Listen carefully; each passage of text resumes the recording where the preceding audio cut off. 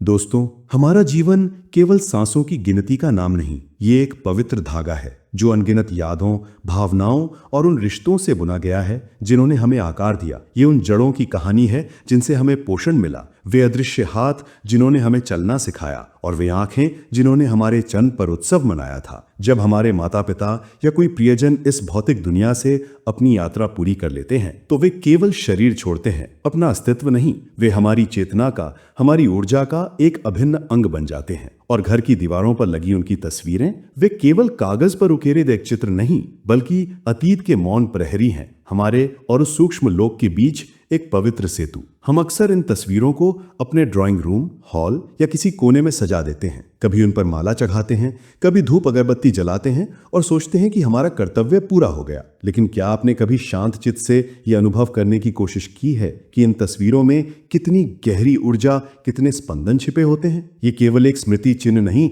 बल्कि एक आध्यात्मिक द्वार है और हर द्वार की तरह इसे भी सही स्थान पर, सही दिशा में और सही भाव से ही स्थापित किया जाना चाहिए। यदि ये तरीका, ये मर्यादा चूक जाए तो घर की शांति, परिवार का सुख और जीवन की सकारात्मक ऊर्जा धीरे धीरे बिखरने लगती है। अक्सर लोग कहते हैं, पता नहीं क्यों घर में बेवजह कलह होती है, या पैसा आता तो है पर टिकता नहीं, या बीमारियां घर का रास्ता नहीं भूलती। हम इसका कारण ग्रहों, भाग्य या किसी बाहरी शक्ति को मान लेते हैं, लेकिन कई बार इसका सबसे गहरा और अनदेखा कारण हमारे अपने घर में छिपा होता है। हमारे पितरों की तस्वीरों का गलत स्थान पर या गलत ढंग से लगा हुआ होना। आज हम केवल तस्वीरों की बात नहीं करेंगे, हम ऊर्जा के उस विज्ञान को समझेंगे जो हमारे पूर्वजों के आशीर्वाद को हमारे जीवन में प्रवाहित करता है। ये यात्रा केवल वास्तुशास्त्र के नियमों तक सीमित नहीं बल्कि ये आत्मा के सम्मान और कृतज्ञता की साधना है। हमारे शास्त्र कहते हैं, पितृ देवो भव, अर्थात माता पिता और पूर्वजों का स्थान देवताओं से भी ऊंचा है। ये केवल एक नैतिक वाक्य नहीं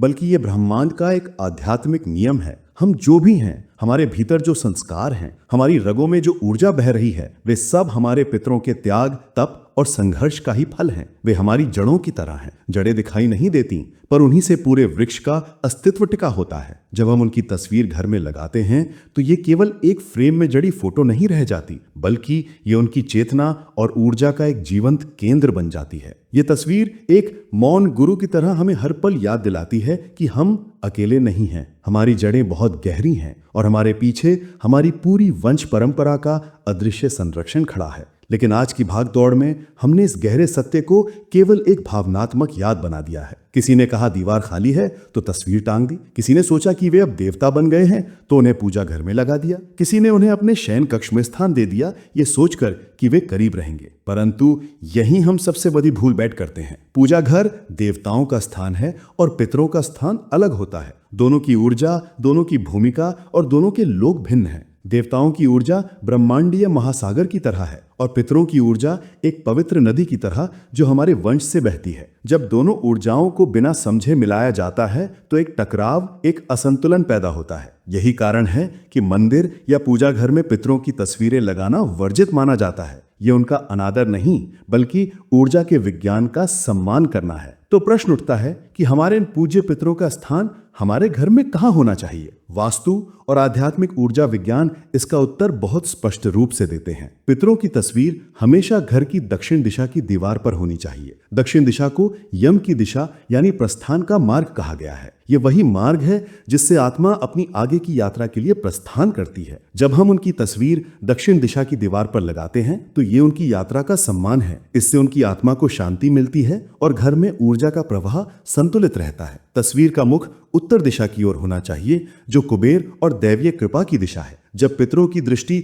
उत्तर की ओर होती है तो उनके आशीर्वाद से घर में समृद्धि और स्थिरता आती है। इसके विपरीत यदि तस्वीर पूर्व, पश्चिम या उत्तर दिशा में लगाई जाती है तो ये ऊर्जा के प्राकृतिक प्रवाह में बाधा डालती है। अब सोचिए, यदि कोई व्यक्ति अपने शयन कक्ष में पितरों की तस्वीर लगाता है तो उसका प्रभाव क्या होगा? शयन कक्ष विश्राम और अंतरंगता का स्थान है। यहाँ हल्की, शांत और सकारात्मक ऊर्जा की आवश्यकता होती है। लेकिन पितरों की ऊर्जा में एक गंभीरता, एक वैराग्य और स्मृति का भाव होता है। जब ये दो भिन्न ऊर्जाएं एक ही स्थान पर मिलती हैं तो नींद में अशांति, बुरे स्वप्न और यहाँ तक कि दाम्पत्य जीवन में भी तनाव उत्पन्न हो सकता है। इसी प्रकार बच्चों के कमरे में पितरों की तस्वीरें कभी नहीं लगानी चाहिए। बच्चों का मन और उनकी ऊर्जा बहुत कोमल और निर्मल होती है। वे कल्पना, खेल और सीखने की दुनिया में रहते हैं। उनके कमरे में एक ऐसी तस्वीर जो मृत्यु और अतीत की गंभीर स्मृति से जुड़ी हो, उनकी मानसिक वृद्धि को अवचेतन रूप से प्रभावित कर सकती है। उनमें अनजाना भय या घबराहट पैदा हो सकती है। तो सबसे उत्तम स्थान है घर का हॉल या बैठक कक्ष, लिविंग रूम। वहां तस्वीर को दक्षिण दिशा की दीवार पर आंखों की ऊंचाई पर स्थापित करें, न बहुत ऊपर न बहुत नीचे। तस्वीर लगा देना ही पर्याप्त नहीं है, उसकी देखभाल कैसे की जाए ये उससे भी अधिक महत्वपूर्ण है। पहला, स्वच्छता और पवित्रता। तस्वीर हमेशा साफ सुथरी हो, उस पर धूल, मिट्टी या मकड़ी के जाले न जमने दें। ये केवल सफाई नहीं है बल्कि आपका सम्मान और कृतज्ञता का अर्पण है। सप्ताह में कम से कम एक बार उसे नम्रता से साफ करें। ये ऐसा है मानो आप अपने पितरों के चरण स्पर्श कर रहे हों। दूसरा, खंडित स्वरूप से बचें। तस्वीर का फ्रेम टूटा हुआ या कांच चटका हुआ ना हो। एक टूटी हुई तस्वीर खंडित ऊर्जा का प्रतीक है जो घर में नकारात्मकता लाती है। यदि तस्वीर बहुत पुरानी या धुंधली हो गई हो तो उसे सम्मान पूर्वक बहते जल में प्रवाहित कर दें और उसके स्थान पर नई तस्वीर लगाएं। तीसरा, माला और पुष्प। यदि आप माला चढ़ाते हैं तो उसे सूखने पर तुरंत बदल लें। सूखी हुई माला मृत ऊर्जा का प्रतीक है और ये घर के वातावरण को भारी बनाती है। भाव पुष्प का है, वस्तु का नहीं। चौथा, तस्वीरों की संख्या। एक और बड़ी भूल जो लोग करते हैं वो है पूरी दीवार को तस्वीरों से भर देना। दादा, परदादा और अन्य पूर्वजों की अनगिनत तस्वीरें। हर तस्वीर अपनी एक ऊर्जा लेकर आती है। जब बहुत सारी ऊर्जाएं एक स्थान पर केंद्रित हो जाती हैं तो घर का वातावरण भारी और उदासीन हो जाता है। इसलिए केवल अपने माता पिता या दादा दादी तक की तस्वीरें ही पर्याप्त हैं। सीमित तस्वीरें ऊर्जा को संतुलित और शक्तिशाली रखती हैं। पांचवा, तस्वीर का भाव। तस्वीर का स्वरूप भी बहुत मायने रखता है। आजकल लोग हंसते खिलखिलाते या किसी उत्सव की तस्वीर लगा देते हैं, लेकिन पितरों की तस्वीर में गंभीरता, सौम्यता और शांति का भाव होना चाहिए। ये स्मृति और श्रद्धा का स्थान है, उत्सव का नहीं। जब हम उस तस्वीर को देखें तो हमारे भीतर कृतज्ञता और शांति का भाव जगे। मित्रों, ये सब बाहरी नियम हैं, लेकिन इस साधना का सबसे महत्वपूर्ण अंग है आपका भाव। तस्वीर केवल कागज और रंग का टुकड़ा नहीं है, बल्कि आपके मन की श्रद्धा और प्रेम का प्रतीक है। यदि आप केवल दिखावे या परंपरा के लिए तस्वीर लगा रहे हैं तो उसका कोई आध्यात्मिक लाभ नहीं। लेकिन जब आप सच्चे हृदय से कृतज्ञता के आंसुओं के साथ उनके सामने सिर झुकाते हैं और मन ही मन कहते हैं कि आपने मुझे ये जीवन दिया, ये संस्कार दिए, इसके लिए मैं आभारी हूं, तो ये मौन प्रार्थना, ये भाव की तरंगें ब्रह्मांड में गूंजती हैं। तब आपके पितर भी प्रसन्न होते हैं और सूक्ष्म जगत से आपके जीवन में सुख, शांति और समृद्धि की वर्षा करते हैं। याद रखिए, यदि पितर प्रसन्न हैं तो दुनिया की कोई बाधा, कोई ग्रह नक्षत्र आपको आगे बढ़ने से नहीं रोक सकता, क्योंकि उनकी कृपा एक अभेद्य कवच की तरह आपकी रक्षा करती है। लेकिन जब हम उनका अनादर करते हैं, चाहे गलत जगह तस्वीर लगाकर या उसे गंदा रखकर या उनके प्रति कृतज्ञता का भाव ना रखकर, तो वे अप्रसन्न होते हैं। उनकी यही अप्रसन्नता ही पितृदोष के रूप में हमारे जीवन में प्रकट होती है, जो कलह, बीमारियां और आर्थिक संकट लेकर आती है। जब आप अपने पितरों की तस्वीर के सामने खड़े होते हैं तो ये केवल एक कर्म कांड नहीं होता, ये आपकी आत्मा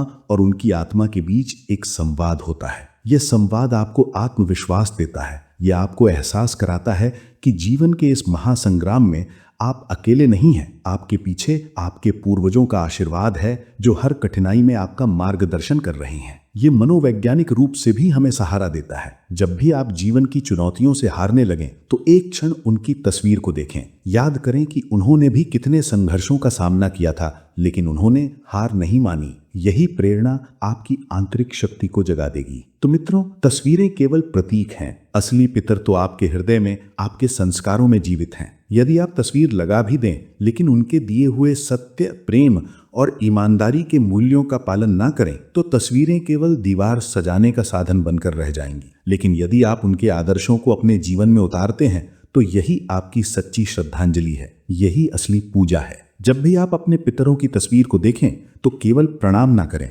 बल्कि स्वयं से ये प्रतिज्ञा करें कि आप उनके आदर्शों पर चलेंगे, आप उनके नाम को अपने कर्मों से रोशन करेंगे। याद रखिए, पितरों का आशीर्वाद केवल पूजा पाठ से नहीं बल्कि आपके शुभ कर्मों से मिलता है। यदि आपके कर्म सही हैं, आपके विचार शुद्ध हैं और आपके इरादे नेक हैं तो उनका आशीर्वाद एक अविरल धारा की तरह आप पर और आपकी आने वाली पीढ़ियों पर बरसता रहेगा। अपने घर में अपने पूर्वजों को उनका सही और सम्मानजनक स्थान दें, उन्हें सही दिशा में स्थापित करें, स्वच्छ रखें, सीमित रखें और सबसे महत्वपूर्ण, उन्हें अपनी कृतज्ञता और प्रेम अर्पित करें। यही आपके जीवन की सबसे बड़ी आध्यात्मिक पूंजी होगी। जैसा कि महान गुरु परमहंस योगानंद जी ने कहा है कि दूसरों के लिए जीने में ही जीवन का सबसे बड़ा आनंद और सबसे बड़ी उपलब्धि है। कृतज्ञता का हृदय चुंबक की तरह चमत्कारों के लिए एक चुंबक है। हमारे पितरों ने हमारे लिए जिया, अब हमारा कर्तव्य है कि हम उनके प्रति कृतज्ञता से भर जाएं और उनके आशीर्वाद के चुंबक बने।